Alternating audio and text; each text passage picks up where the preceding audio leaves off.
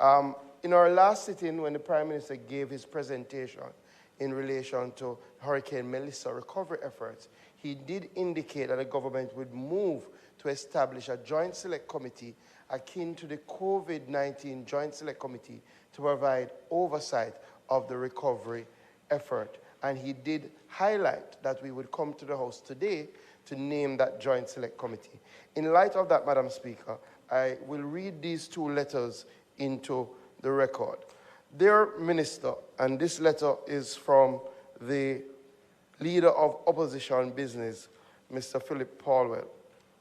Dear Minister, during his presentation last Tuesday in Parliament, the Prime Minister announced the establishment of a Joint Select Committee to provide oversight on matters relating to the operations for relief, recovery, and reconstruction consequent to the devastation caused by Hurricane Melissa.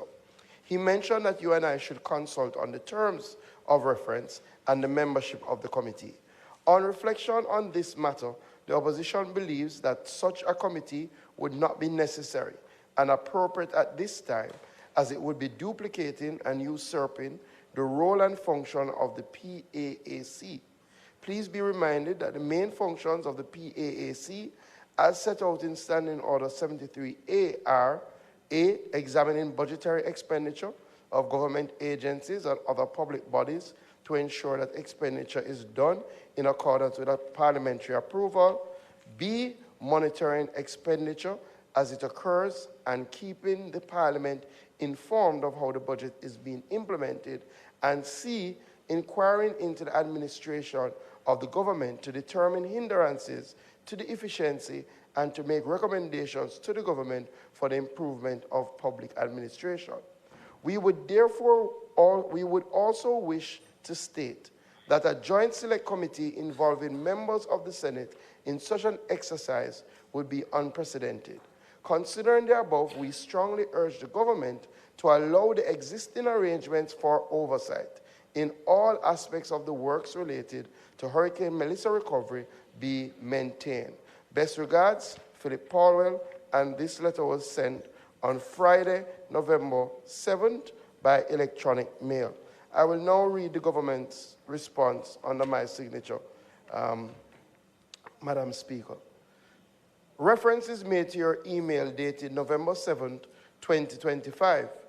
I must express deep concern and disappointment at the opposition's sudden change in position. This reversal is particularly surprising, given that during your press conference on November 3rd, 2025, the leader of the opposition explicitly called for additional oversight of the process.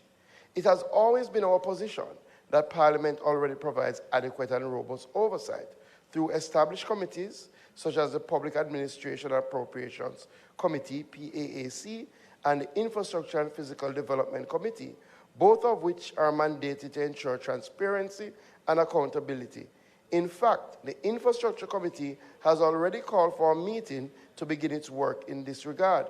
The Prime Minister's decision to establish a joint select committee was aimed at fostering national consensus and unity, and in direct response to the opposition's public call for greater oversight.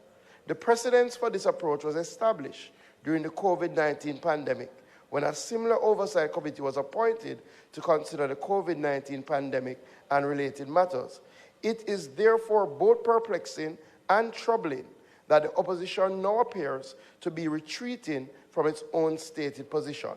Such inconsistency not only undermines constructive engagement, but also shows that the opposition is not able to take a clear and principled stance on these matters. In light of your indication that you will not be supporting the establishment of the Joint Select Committee, we will proceed in accordance with the existing parliamentary orders. We will make the existing standards and structures of the parliamentary system work. The government remains committed to transparency, accountability, and collaboration, but we urge the opposition to adopt a consistent and coherent position so that meaningful progress can be achieved in the national interest. Under my signature dated November 7, 2025.